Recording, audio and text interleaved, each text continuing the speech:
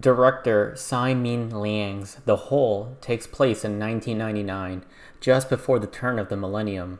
Taipei has been evacuated due to a mysterious deadly virus dubbed the Taiwan virus that has infected the city.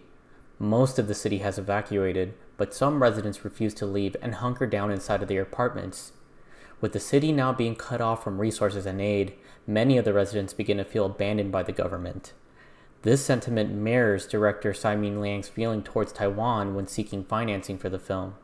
The Hole uses its narrative and stylistic choices to metaphorically depict various forms of isolation, from physical and emotional isolation to the broader societal alienation experienced in a modern urban setting. Physical isolation.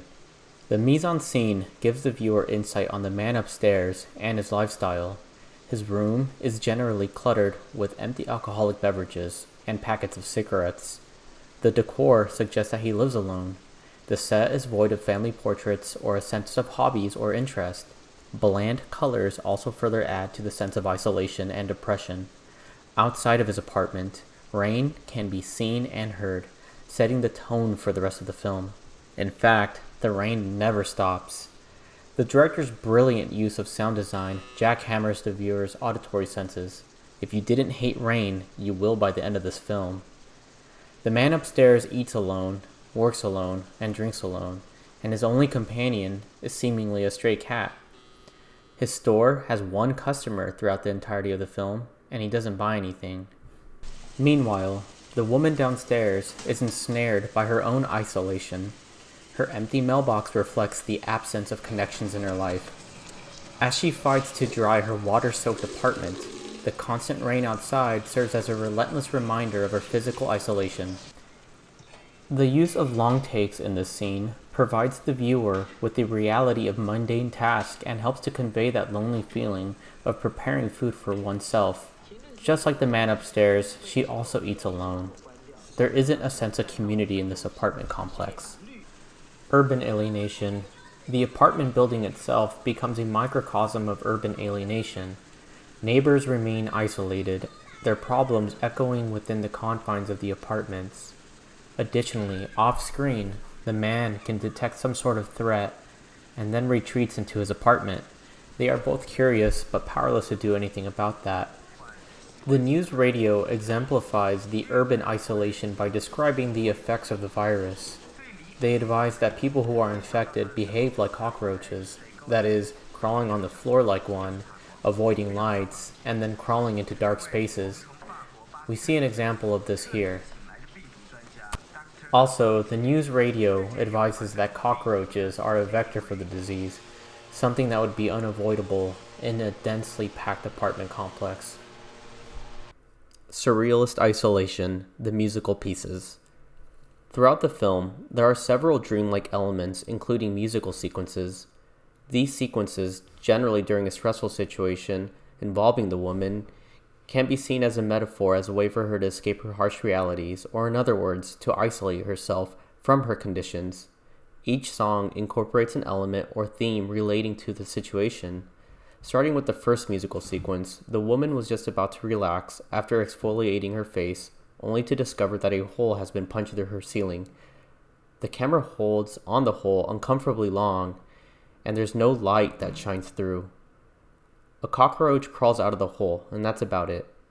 Then, the director subverts the viewer with a wonderful transition from an open hole to an open elevator with a woman lavishly dressed in color in a very saturated outfit that contrasts heavily against the dull colors of her apartment. Another interesting direction in the segment is that the lobby starts off well lit, but as the camera pushes into the woman, it then backs away only to discover that the only motivating light comes from a single flashlight.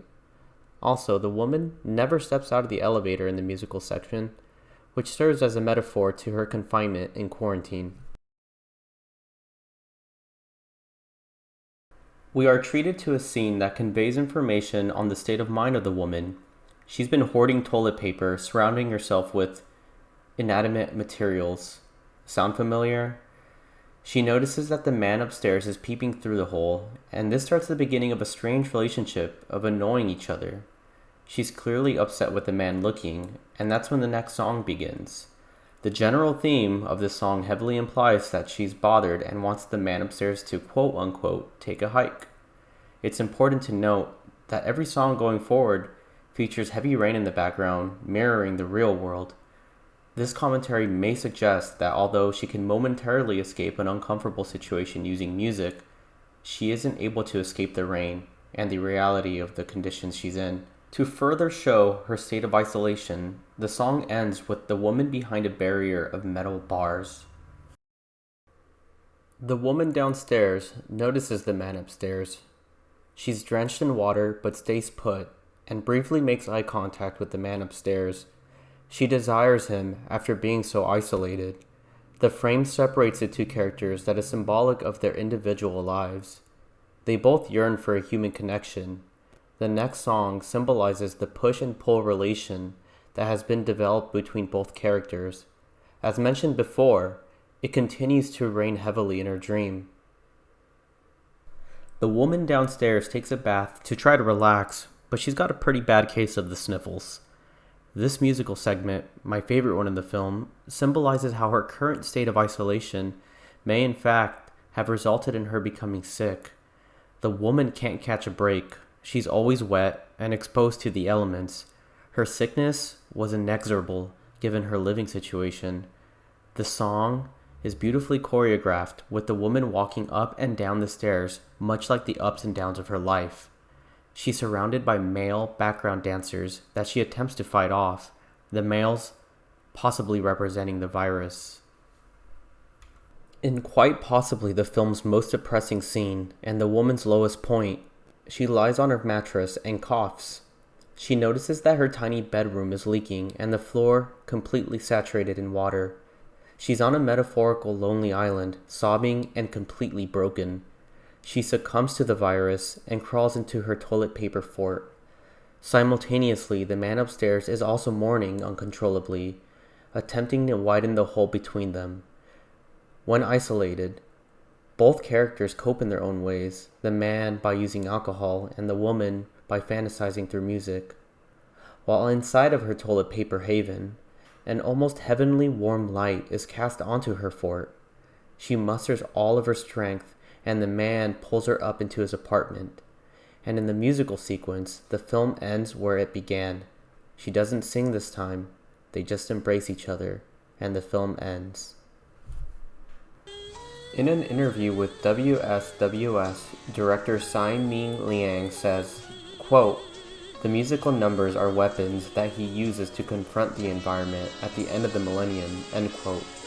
I can understand his sentiment, as the woman was always fighting off elements such as water, vermin, disease, intimacy, all sorts of elements. The woman downstairs is cold on the surface initially to the man upstairs, but she uses her music segments as an expression of her internal passion and yearning for a human connection. Thanks for watching. Bye!